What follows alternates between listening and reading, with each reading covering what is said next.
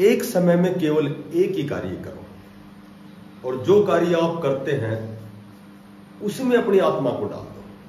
बाकी चीजें, बाकी किसी भी क्षेत्र की तरफ ध्यान मत दो। जो आप कार्य करते हैं उसी में अपनी आत्मा डाल दो, केवल उसी दिशा में प्रयास करो, सफलता सुनिश्चित है। क्योंकि जब हम हमारी दृष्टि कहीं और लगाते हैं तो हमारा जो माइंड है वह डाइवर्ट हो जाता है। डबल नाव पे सवार मत हो, केवल एक ही दिशा में कार्य करो। आज हमारी HSSC की 53वीं क्लास है। हमारा हिंदी का टॉपिक है वर्ण और हमने वर्णों का अध्ययन किया है। उसके बाद आज का जो हमारा विषय है अनुस्वार और अनुनासिक।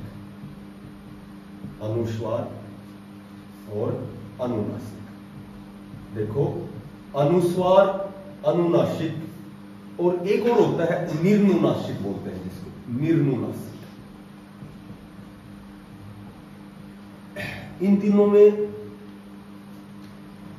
फर्क क्या होता है कि जब किसी वर्ण का उच्चारण मुख और नाक दोनों से होता है वहां अनुनासिक होता है, वहां अनुनासिक होता है। ठीक है। जब किसी वर्ण का उच्चारण केवल नाक से होता है, केवल नाक से होता है, वहां अनुस्वार होता है। और जब उच्चारण मुख और नाक दोनों से होता है वहां अनुनासिक होता है।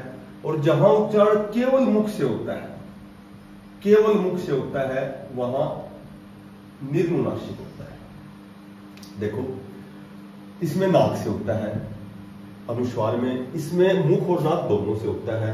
और निर्नुनासिक में केवल मुख से होता है, जैसे आप केवल मुख से होता है आप, जैसे अपना, जैसे घर, ये निर्नुनासिक, इसमें केवल मुख से प्रयोग, उच्चारण मुख से होता है।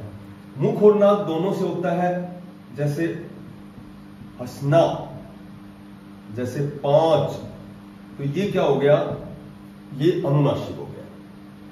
अनुस्वार केवल नाक से होता है, जैसे हंस, जैसे दंत, ये अनुस्वार होता है। एक जब शिरोरेखा के ऊपर जब शब्द दिए गए हों तो केवल बिंदु का प्रयोग होता है। जैसे मैं कहूं कि मैं, तो यहां बिंदु का प्रयोग होता है। ठीक है। जैसे मैं कहूं कि बिंदु। अब एक इंपॉर्टेंट बात बताता हूं इस टॉपिक में कि हम जो पंचम अक्षर है, पंचम अक्षर है, पंचम वर्ण है, जैसे 5 वर्ग होते हैं, कै वर्ग है, ठीक है, चै वर्ग है, टै वर्ग है और तै वर्ग है। टोटल 5 वर्ग होते हैं और पै वर्ग है।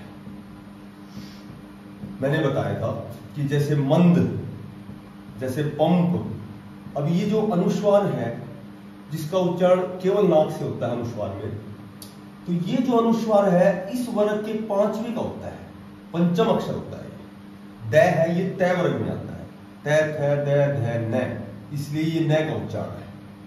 यहां अनुस्वार के बाद पै है, पै वर्ग का जो 5वां है, पै, फ, बै, भ, मै, इसलिए ये उच्चारण मै का होगा। तो ये हमेशा जो अनुस्वार का प्रयोग जहां होता है उससे नेक्स्ट वर्ण का 5वां जो होता है वर्ण, उसी का उच्चारण होता है। तो कई ऐसे हैं, जैसे मैं कहूं कि पंचम जो अक्षर होता है इसके बाद वर्ग का कोई भी वर्ण हो तो जो पंचम अक्षर है, पंचम वर्ण है, यह जो पंचम अक्षर है यह अनुस्वार के रूप में प्रयुक्त नहीं होता, अनुस्वार के रूप में इसका प्रयोग नहीं होता।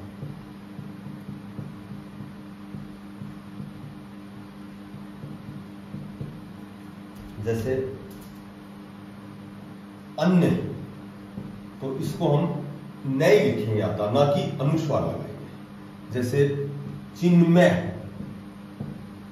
तो इसका जो पांचवा जो अक्षर है उसका अनुस्वार नहीं होता। दूसरी बात यह है कि जो पंचम अक्षर है इसका प्रयोग यदि द्वित्व के रूप में होता है,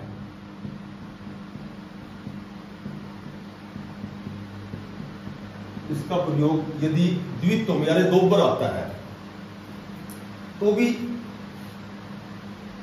अनुस्वार का प्रयोग नहीं होता, कभी भी अनुस्वार का प्रयोग नहीं होता। जैसे पांचवा अक्षर डबल बार आता है तो अनुस्वार का प्रयोग नहीं होता।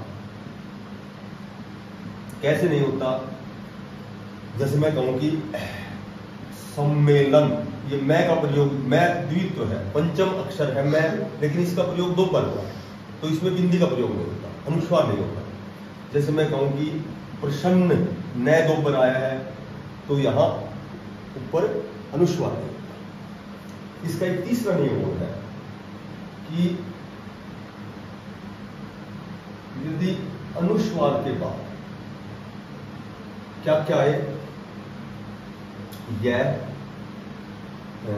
रे, ले, व, अंधस्थ व्यंजन है, यदि इनमें से कोई भी वर्ण आता है तो अनुस्वार जो होता है वह अपने मूल रूप में होता है। अनुस्वार हमेशा मूल रूप में होता है। जैसे कन्हैया, जैसे कन्हैया, ठीक है, जैसे कन्हैया, यह अनुस्वार में के बाद है का प्रयोग, इसलिए अपने मूल रूप में रहेगा। जैसे मैं कहूं कि अन्य, अनुस्वार के बाद ये आया है तो ये मूल रूप में रहता है। तो ये तीन नियम थोड़ा सा और देखेंगे, ठीक है। एक होता है अनुस्वार, अनुनासिक और निर्नुनासिक। अनुस्वार उच्चारण नाक से होता है, इसका उच्चारण मुख और नाक से होता है, और इसमें उच्चारण केवल मुख से होता है।